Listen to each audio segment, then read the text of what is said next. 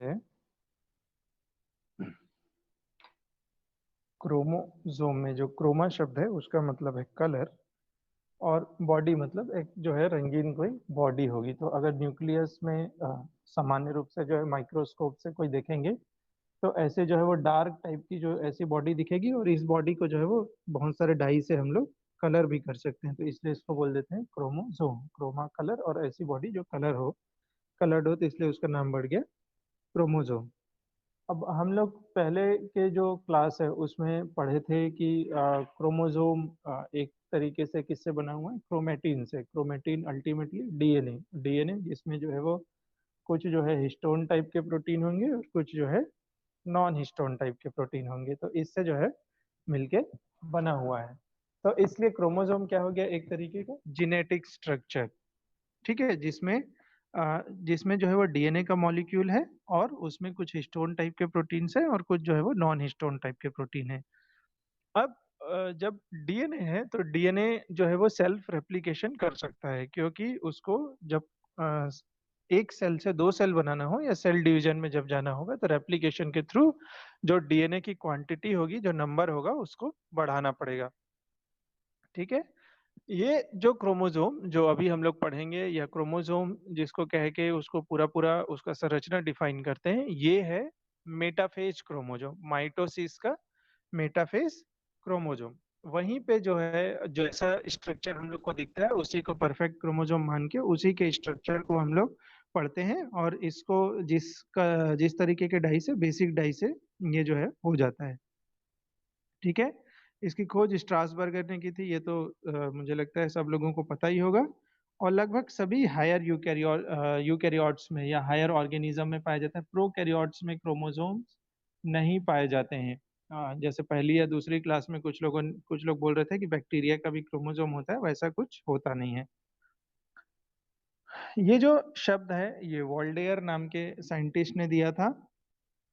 और आम तौर पे जो लोग बॉटनी के होंगे उन लोगों को आइडिया होगा कि एक जो है वो ट्रांजिशन होता है लाइफ में, एक ट्रांजिशन होता है जिसमें एक लाइफ का कुछ फेज जो है वो हैप्लॉइड फेज में चलता है और कुछ फेज जो है वो डिप्लॉइड फेज में चलता है। ठीक है, तो जो हायर ऑर्गेनिज्म होते हैं उसमें लाइफ का जो अधिकांश फेज होता है वो डिप्लॉइड फेज में चलता है। यानी जितनी भी सोमेटिक कोशिकाएं होती हैं किसी मैच्योर एडल्ट की, जो सोमैटिक कोशिकाएं जो जनन की क्रिया में भाग नहीं लेती, या जो रिप्रोडक्शन वाला जो भी उसमें जो है वो पार्टिसिपेट नहीं करता, वो जनरली जो है डिप्लॉइड होते हैं। यानी उसमें टू पेयर्स ऑफ डीएनए होते हैं, टू पेयर्स ऑफ क्रोमोसोम होते हैं। उस क्रोमोसोम में जो डीएनए का सीक्वेंस होता है वो भी सेम होता है। इसको इस तरीके से समझ सकते हैं कि कोई एक जीन होगा, उसके लिए दो जो है वो सीक्वेंस होंगे। एक जो है पहले वाले, जैसे 21वां पेयर ऑफ क्रोमोसोम है तो दोनों में जो डीएनए के सीक्वेंस जो है वो सेम होंगे, लेकिन 100% सेम नहीं होंगे, उसमें भी जो है थोड़ा डिफरेंस होगा, क्योंकि एक क्रोमोसोम का डीएनए तुमको मदर से मिलता है और एक क्रोमोसोम का डीएनए फादर से मिलता है। तो उस हिसाब से जो है उसमें डिफरेंस होते हैं। तो आमतौर पे सोमेटिक सेल में डिप्लॉइड होता है, लेकिन जो जर्मिनल सेल हैं जो कि जनन क्रियाओं में भाग लेते हैं उसमें जो है वो ये हैप्लॉइड होते हैं। जैसे ओवम हो गया या स्पर्म वगैरह में जो न्यूक्लियस होता है उसमें। तो जिसमें इस तरीके से हैप्लॉइड होते हैं जनरली उनको गैमीट भी बोल दिया जाता है। खासकर प्लांट के केस में उनको गैमीट बहुत ज्यादा बोला जाता है। और जैसे जैसे ऑर्गेनिज्म ऊपर जाता जाएगा, यानी लोअर ऑर्गेनिज्म से हायर की तरफ, प्लांट्स में बहुत ज्यादा इसको स्टडी भी किए हैं। तो इसीलिए देखोगे कि फंगस वगैरह में जो स्टार्टिंग जो फंगस है, जहाँ से फंगस का जो फैमिली जो चालू होता है उसमें जो डिप्लॉन्टिक फेज है वो बहुत कम है।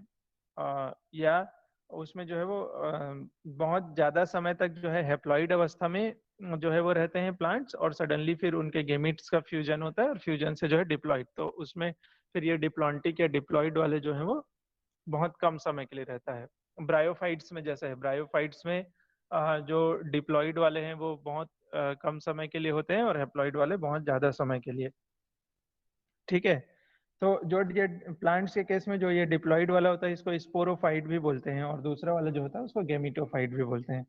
तो एनीवेज, ये जो है आमतौर पे जो हम लोग के जो शरीर में अधिकांश जो कोशिकाएं सिर्फ एक जर्मिनल कोशिका को छोड़ दें तो उसको छोड़ के बाकी जितनी भी कोशिकाएं होंगी सब में डिप्लॉइड होगा, यानी 2n होगा। मतलब क्रोमोसोम के 2 पेयर होंगे सभी क्रोमोसोम, मतलब इसीलिए हम लोगों का 22 प्लस XY जो क्रोमोसोम था तो उसके जो पेयर्स हैं उसमें से कोई एक पेयर होगा, रेंडमली होगा। ऐसे नहीं कि किसी व्यक्ति में अगर मदर से जो आया है तो मदर मदर वाले सारे वो जो है वापस नेक्स्ट उसमें जाएंगे और फादर फादर वाले, ऐसे सेपरेट नहीं होता, ये रेंडमली होता है। कुछ मदर के कुछ फादर के ऐसे करके ये रैंडम सेपरेशन होता है। तो ये जनरली दो प्रकार के होते हैं, ऑटोसोम और सेक्स क्रोमोसोम। ये भी हम लोगों को आइडिया है। तो जो ह्यूमन के पर्सपेक्टिव में बात करें तो 1 से 22 तक, या जिनका सेक्स डिटर्मिनेशन में मेल या फीमेल के जो है वो निर्धारण में कोई रोल नहीं है, तो उन लोग उस तरीके के जो भी क्रोमोसोम है उसको हम लोग बोल देते हैं ऑटोसोम्स। और ऐसे क्रोमोसोम जिनका ये मेल फीमेल डिटर्मिनेशन में जो है वो रोल है, इसको हम लोग बोलते हैं सेक्स क्रोमोसोम। लेकिन इसके कुछ एक्सेप्शन भी है, जैसे कुछ प्लांट्स हैं और ये जो अपना ड्रोसोफिला है, इसमें एग्जैक्टली ये जरूरी नहीं कि सिर्फ एक्स या वाई टाइप के कोई क्रोमोसोम, अच्छा एक्स वाई हम लोग ह्यूमन में बोल रहे हैं, ये अलग अलग ऑर्गेनिज्म के हिसाब से इसका नाम अलग अलग हो सकता है। जैसे बर्ड्स में जेडो ऐसा करके बोलते हैं, ZW जेडो, इस तरीके से अलग अलग हो सकता है। जब वो मेंडेलियन वाला आएगा तब इसका एक टॉपिक है, तो उसमें जो है इसको डिटेल से पढ़ेंगे। लेकिन अभी के लिए हमको ये जानना है कि ऑटोसोम्स भी जो है वो इनडायरेक्टली सेक्स डिटर्मिनेशन में पार्टिसिपेट कर सकते हैं कुछ खास ऑर्गेनिजम्स में, जैसे कि ड्रोसोफिला। क्योंकि पेयर ऑफ जो ऑटोसोम्स हैं, जो जैसे हमारे 22 कह रहे हैं, उससे जो है वो कितने क्रोमोसोम्स रेशियो जितने हैं उसका एक रेशियो जितना निकलता है, उसके हिसाब से ड्रोसोफिला में सेक्स डिटर्मिनेशन होता है। उस चैप्टर में देखेंगे। पर अभी ये चीज ध्यान देने का है कि ऑटोसोम्स का भी इनडायरेक्ट रोल होता है। अब डिप्लॉइड और हेप्लॉइड जब क्रोमोसोम नंबर बोल रहे हैं तो ये भी डिफरेंट ऑर्गेनिजम्स में डिफरेंट डिफरेंट है। जैसे ह्यूमन के केस में 46 है, किसी और के केस में कुछ होगा। तो ऐसे कर करके ये डिप्लॉइड और हेप्लॉइड भी जो है वो अलग अलग है। तो जब हम डिप्लॉइड बोल रहे हैं तो उसमें पेयर ऑफ क्रोमोसोम, जैसे मैं पहले ही बोला, पेयर ऑफ क्रोमोसोम्स होंगे जो मदर से आया हुआ और फादर से आया हुआ, दोनों पेयर होंगे। लेकिन जब हम हेप्लॉइड बोलेंगे तो उसमें जो 22 जो क्रोमोसोम्स थे, जो वो तो सेपरेट हो जाएंगे रेंडमली, और फिर एक्स और वाई में से कोई एक जो है वो किसी एक के साथ में एक्स चला जाएगा और किसी एक सेपरेशन के साथ में वाई चला जाएगा, तो उसको हम लोग बोल देते हैं हेप्लॉइड। ठीक है।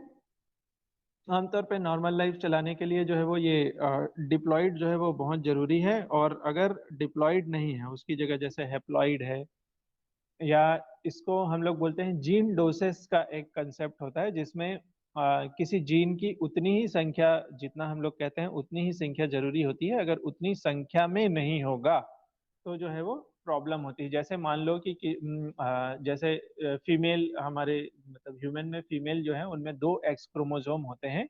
तो एक्स का जो जीन पाया जाता है, एक्स में जितने भी जीन पाए जाते हैं उसमें सिर्फ एक सेक्स डिटर्मिनेशन को छोड़ दें तो बाकी की जितनी भी कुछ इंपॉर्टेंट जीन पाई जाती हैं जो बहुत सारे दूसरे कामों के लिए भी अनिवार्य हैं, तो एक्स के वो जितने भी जीन हैं वो सिर्फ संख्या में एक हों शरीर में तो उतने ही आवश्यक हैं।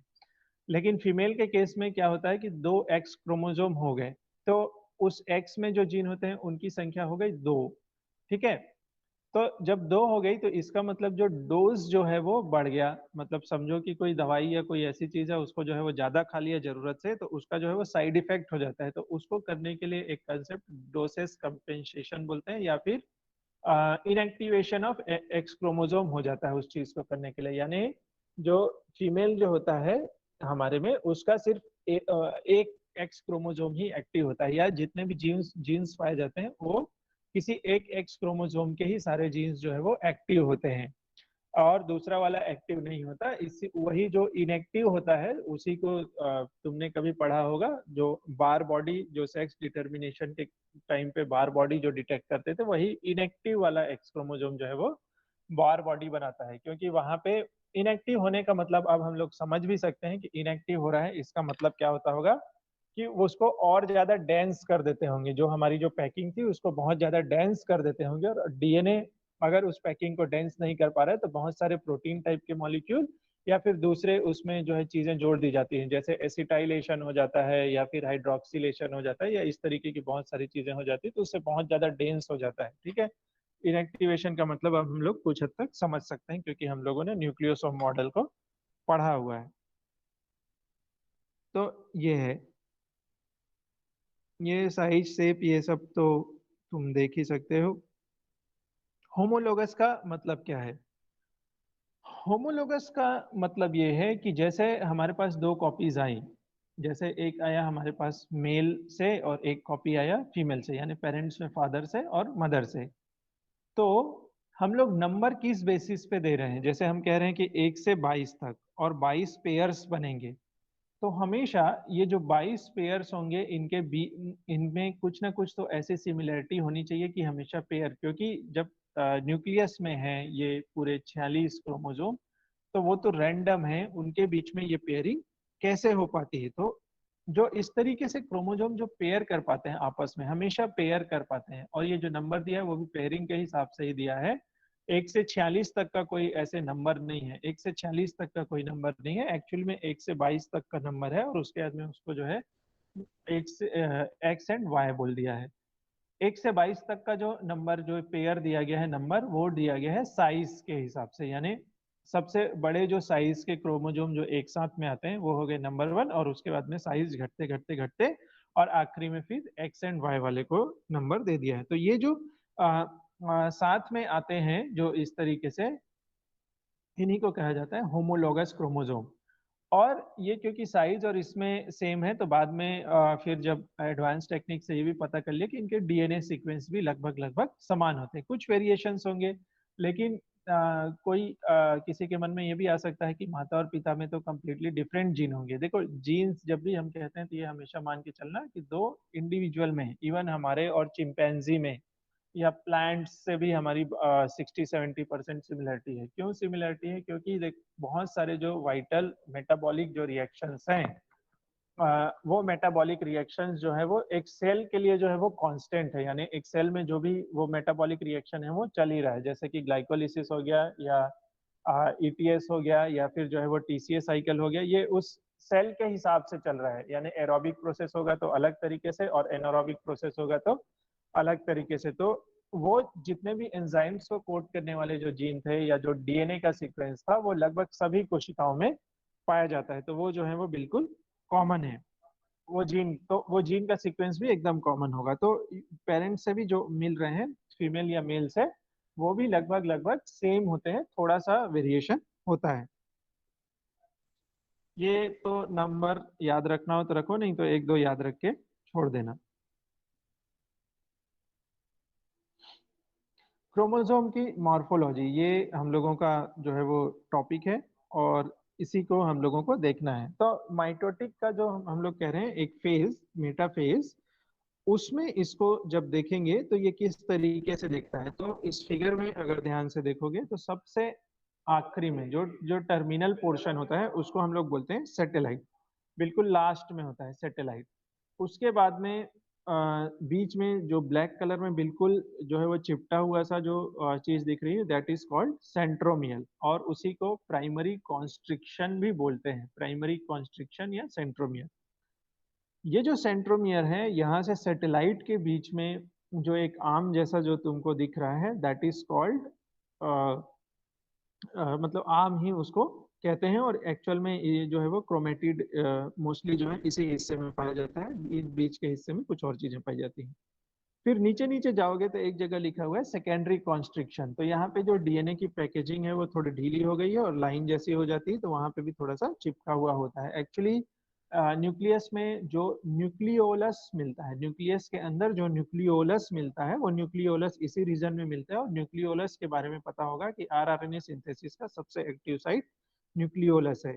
फिर लास्ट में जो है वो टीलोमियर है।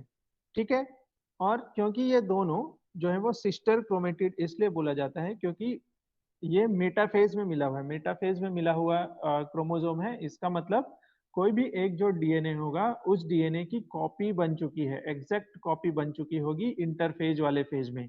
तो एक सिस्टर क्रोमेटिड में एक डीएनए मॉलिक्यूल और दूसरे सिस्टर क्रोमेटिड में उसका एग्जैक्ट कॉपी दूसरा, तो इसको कहते हैं सिस्टर क्रोमेटिड मॉलिक्यूल। अब इसको हम लोग बोल रहे हैं सिस्टर क्रोमेटिड, इसमें दो कॉपी ऑफ डीएनए है और दोनों एक एक क्रोमेटिड में है।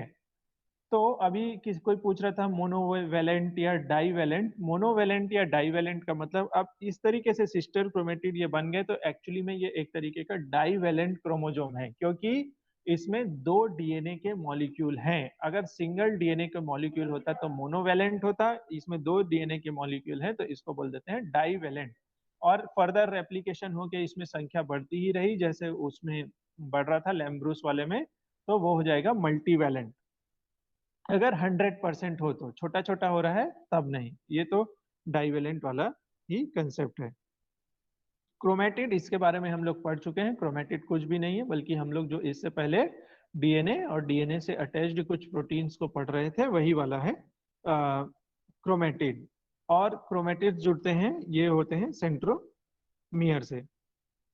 और एक्चुअली में जब सेल डिवीजन होता है उसका मतलब ये सेंट्रोमियर के पास से ये जो है वो कट के दोनों जो क्रोमेटिड्स होते हैं वो अलग अलग डायरेक्शन में चल देते हैं। तो एक जो है एक सेल में और दूसरा जो है वो एक दूसरी जो है वो सेल में जाता है। एक सेकंड है।